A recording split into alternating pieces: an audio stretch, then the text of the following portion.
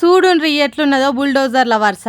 ఒక్కటి కాదు రెండు కాదు, ఏకంగా 30కి ఎక్కువ పచ్చని చెట్లను నలిపేసేతానికి, ఏర్లకాన్ నుంచి ఏకివారేసేతానికి రాక్షస బల్లుల తీరుగా బయలుదేరుతున్నాయి. పట్నం పక్క పొంటే ఉన్న సెంట్రల్ యూనివర్సిటీకి ఆనుకొనున్న భూములను సర్కార్ సాపు చేయించి ఏదో కంపెనీలు పెట్టడానికి ఉపాయం చేస్తున్నదట.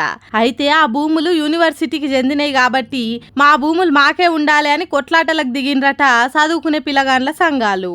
అయితే వాళ్ళని ఎక్కడోళ్ళని అక్కడ అరెస్టులు చేసి ఇగో గిట్లా అర్ధరాత్రి పూట పట్నం పక్క పొంటే ఉండి జనాలకు ఆక్సిజన్ వంచుతున్న పచ్చని చెట్లను పొట్టు పొట్టు చేస్తున్నారు. ఆ చెట్లే నీడకు, ఆ చెట్లే ఆధారంగా బతుకుతున్న పశుపక్షాదులను ఆగమైతున్నాయట.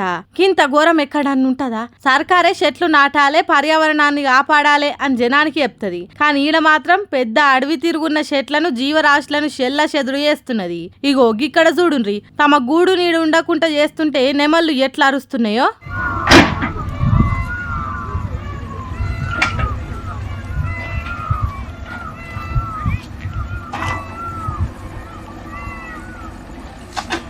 ఇంత రాత్రిపూట విద్యార్థులను అరెస్టులు చేసి పక్షులకు గూడు లేకుండా చేసి సర్కారు ఏం సాధించేదానికి ఇట్లా చేస్తున్నది అని అంటున్నారు పర్యావరణం కోసం కొట్లాడేటోళ్ళు. ఇక దీని మీద సెంటర్ సహాయ మంత్రి బండి సంజయ్ మాట్లాడుకుంటా, ఇలా విద్యా కమిషన్ వేసిర్రు, అర్బన్ నక్సల్ తీసుకొచ్చి విద్యా కమిషన్ వేసిర్రు. మరి ఎడవేరు మీ నోర్లు ఎడవైనాయి? మిమ్మల్ని విద్యా కమిషన్ చైర్మన్ గా, మెంబర్లుగా కాంగ్రెస్ పార్టీ ప్రభుత్వం వేసింది కదా. మీరు గతంలో ఉద్యమాలు చేసిరు కదా, మీరు నక్సల్ సిద్ధాంతం కదా, మావోయిస్టు భావాజాలం కదా, మీరు ప్రజా సమస్యలు కొట్లాడతారు కదా, పేదల కోసం కొట్లాడతారు కదా, కొట్లాడిన వాళ్ళు అని చెప్పుకుంటారు కదా. మరి ఇలా ఎస్యూ భూములు అంతే ఈ విద్యా కమిషన్ చైర్మన్లు, మెంబర్లు మీ నోరు లేడమైనాయి. మీరు కాంగ్రెస్ పార్టీ ప్రభుత్వాన్ని ఎందుకు ప్రశ్నిస్తలేరు? మీరు ప్రశ్నిస్తలేరు అంటే ఎస్యూ భూములను మీరు సమర్థిస్తున్నట్టే కమ్యూనిస్టు భావాజాలను మీరందరూ కూడా. బండిసారి ఇట్లా అంటుంటే యూనివర్సిటీ విద్యార్థులు మాత్రం భూములు కాపాడుకునే దానికి ఎంతవరకైనా కొట్లాడుతామని అంటుర్రు.